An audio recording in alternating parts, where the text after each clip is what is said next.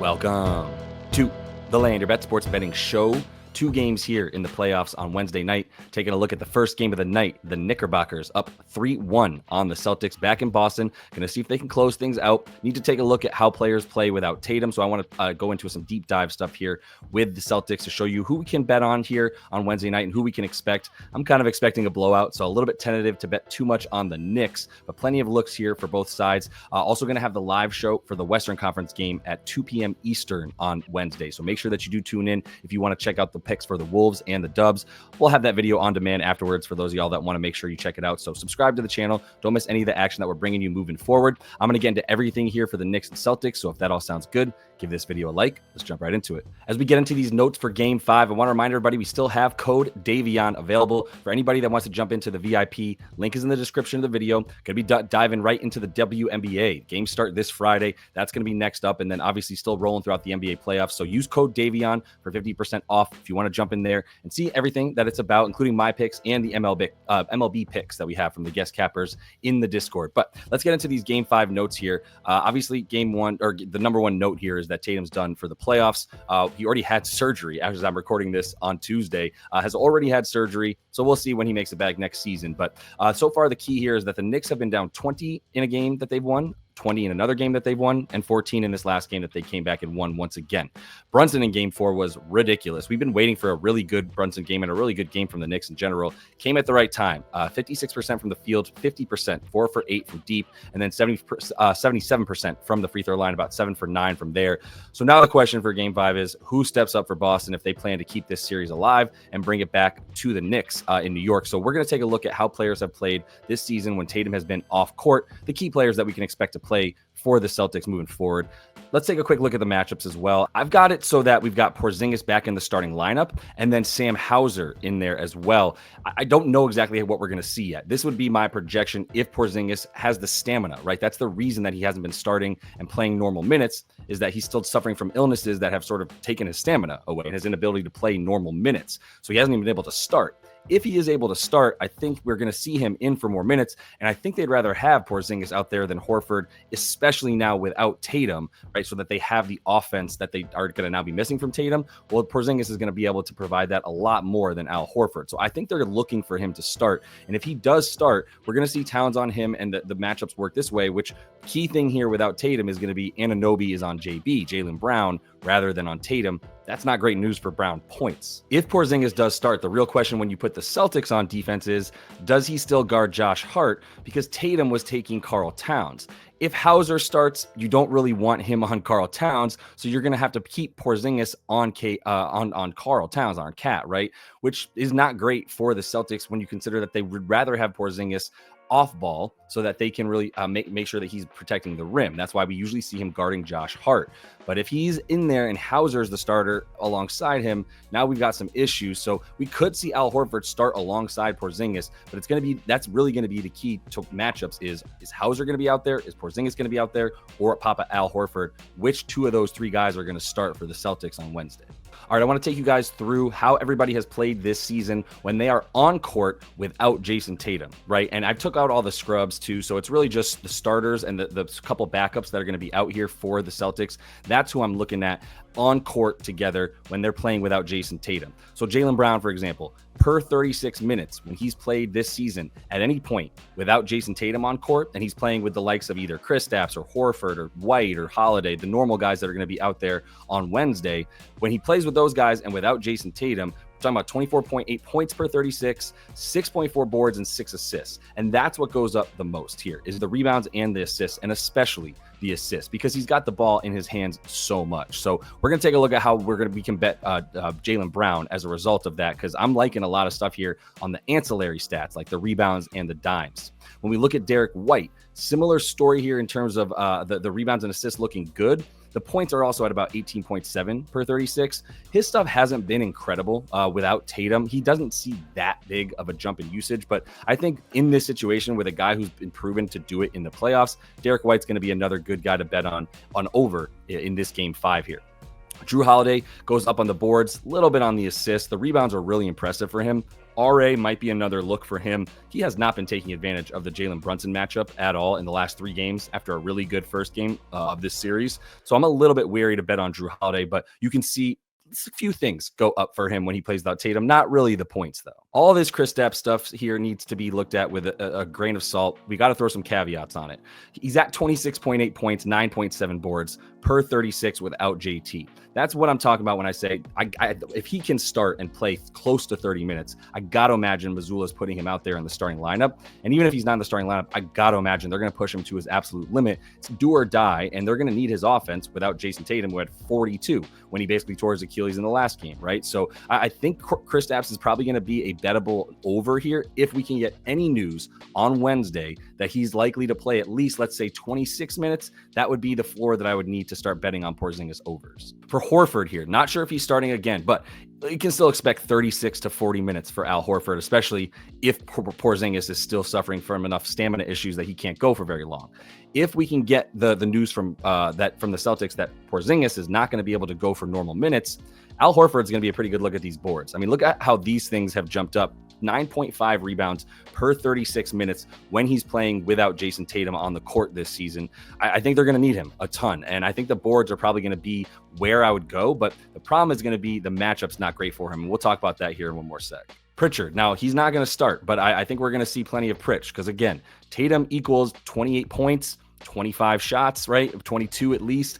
There's going to be a lot of shots to go around now. And sure, Jaylen Brown's going to eat up a lot of those shots. But I think that he's going to have the worst matchup with OG Anunoby and Pritchard coming off the bench. Maybe he gets some Deuce McBride minutes again, right? That's going to be his matchup most likely. And it'll be not a great one. Deuce is a good defender, but Pritchard still going to be able to do his thing on offense. There's definitely going to be some stuff to look at for him for points, but look at the rebounds and assists. More than 11 per 36 minutes when he's playing without Jason Tatum on court with him. So there, and again, this isn't just Pritchard without Tatum and when he's playing with scrubs. This is Pritchard when he's without Tatum and playing with Brown and White and Holiday and all the rest of the starters. These are still his numbers per 36 minutes. So if you expect him to play 30 to 36 once again, this might be pretty close to a reasonable projection for what we might be able to expect from him in this one. All right, I just want to go right down the line here and go through each of these guys, tell you my thoughts on them and who I'll likely be getting bets down here on Wednesday. This is going to be Props Madness. For those of you who haven't seen me use it before, the #1 sports betting research tool out there for all things props and hoops. So if you do want to jump into this platform, give it a try for yourself. Use code LYB. That'll get you a 7-day free trial. Test it out. See if it helps you increase your betting percentages the way it has with me. And then you can also get 25% off on your first month if you do use that code LYB here on Props Madness. But like I said, let's go down the line. Let's start with Jaylen Brown, and I kind of made clear what I was thinking about him earlier. Now, when he played without Jason Tatum this season, right? Looking at the games, without Tatum.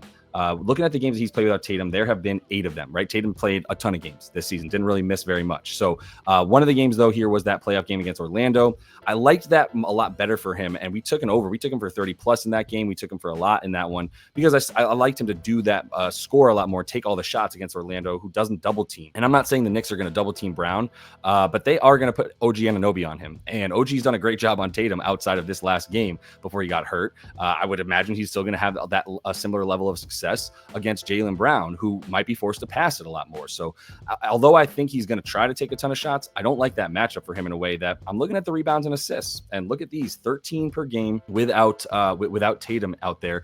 I think the rebounds are going to be good. In this one, they're very high at this point, so I don't know if I'd take them by themselves, but I would still take 4.5 assists by itself if that's what you'd rather play. Or if you don't have access to rebounds and assists as a combo prop, some books don't offer that for some reason. Well, I know the reason, they're cowards. But if they don't and you need to take one or the other, I prefer the assist for him. This is a really nice number here at 6.1 per game in those 8 games. And if you look at the potential assists, 9.8 per game when he doesn't play with Tatum versus 7.7. And if you're saying he's going to average, or he's going to likely hit his average of 10 potential assists per game without Tatum, and he needs to hit half of them, and this is at about 115 or so, it's basically what we call flat, the same number on both sides, over or under. This is going to be a good good bet for Jaylen Brown. So I'm liking him on the rebounds and the assists, or just the assists more than any other of the props for him. For Derek White, like if you want to take the points, I would just go 20 plus and get yourself some plus money and call it. I doubt it's going to be plus money too long on Wednesday, because he is sort of expected to be the second offensive weapon if Kristaps isn't at his full strength, right, and can't go for his full amount of minutes. Then Derek White's the guy that you would expect. He's actually got insanely bad rebounding numbers without Jason Tatum. None of those games without Tatum this season were against the Knicks, though. And so the thing that scares me here is that in this series, he's had plenty of good rebounding games, at least in the first two when they were in Boston. 19 rebound chances, 11 rebound chances. Doesn't really scream under for a guy who's going to be playing at least 40, 42, 44 minutes even in a do or die situation. He only had 4 rebound chances in this last game, but without Tatum, even though he's got bad numbers in the past without Tatum on the rebounds, I think Derek White, outside of the points, most likely going to be a stay away from me. And the threes at this point have gotten to such a ridiculous number that I'm not going to bet on him to hit 5 threes in a game. As often as he may have done it twice in this series, it's not something I really want to have to bet on. Even at plus 140 or so for him to hit 5, I'm out on that. So it's probably points or bust if I'm taking an over on Derek White, and that's where I leave it. As I mentioned about Kristaps, if we can get any news here on Wednesday, anything to help us, understand that he's likely to play closer to full minutes than he has recently. Because if you look at his games in this series, right, 13 minutes in that first one where he didn't play the second half, came back for the next game and only played 14 minutes, 19 minutes, 24 in the last one. So he's trending in the right direction. That's what's at least giving me hope that, one, they need him. Like I've said 100 times now, his offense is crucial.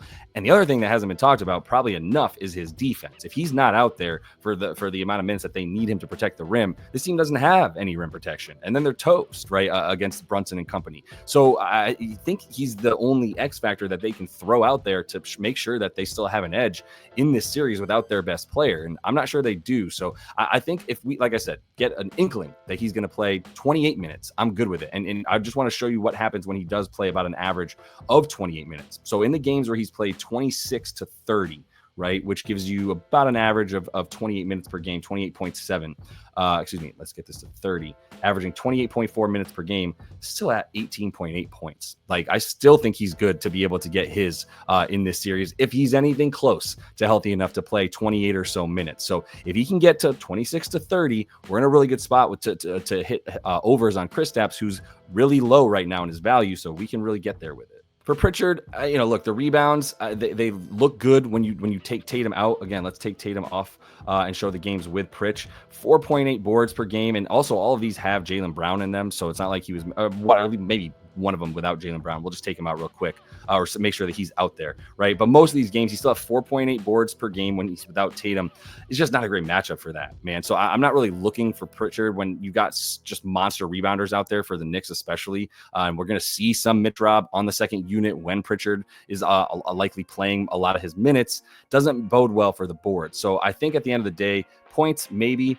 Threes are where I'm at. 2.5 at home. I believe he hit a few more threes at home this season. 3-pointers made. Let's pull that filter up here, where we look at home as opposed, specifically at home this season.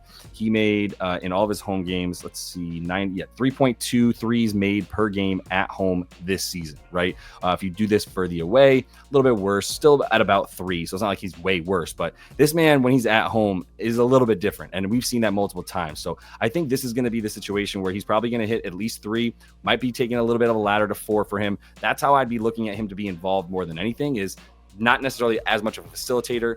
Jaylen Brown's out there to have the ball in his hands a ton. Pritchard ends up playing a lot more off ball.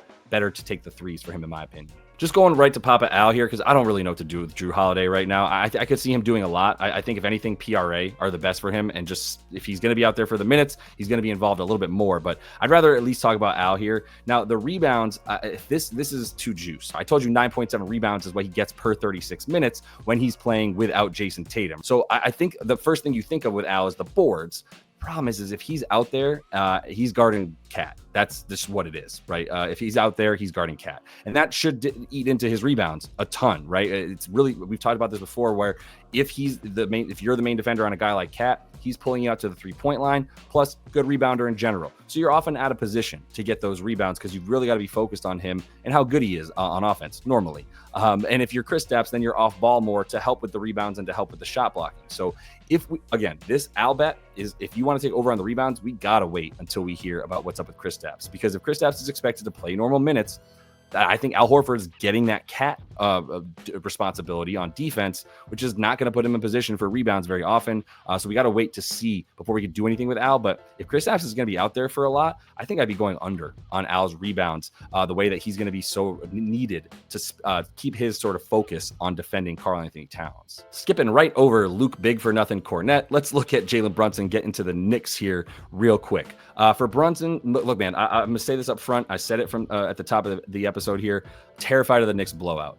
If anything, this is just a human situation where, you're going to rest on your laurels. You're not going to be bringing it as hard. You got the game you needed to make sure you were up 3-1 from New York, right?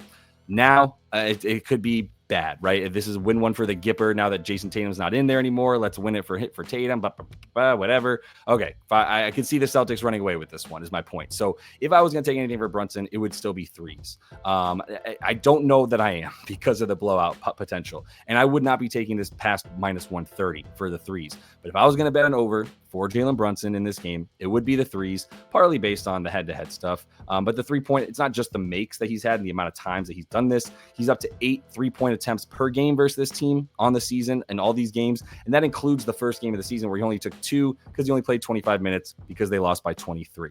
Now we're talking about all the games where he's played normal minutes, other than one where he went 2 for 9 in game 2. He's hitting 3 against this team. I'm willing to hit this now. If he doesn't get it, they lose this game, go back to New York. I'll probably take an over in game. I'm almost definitely going to take an over in game 6, especially because we'll probably get this closer to even money if he fails to hit the over in this game. One more look that I have for right now, because it's the only thing that I feel confident that I could potentially bet tomorrow, is some Josh Hart stuff.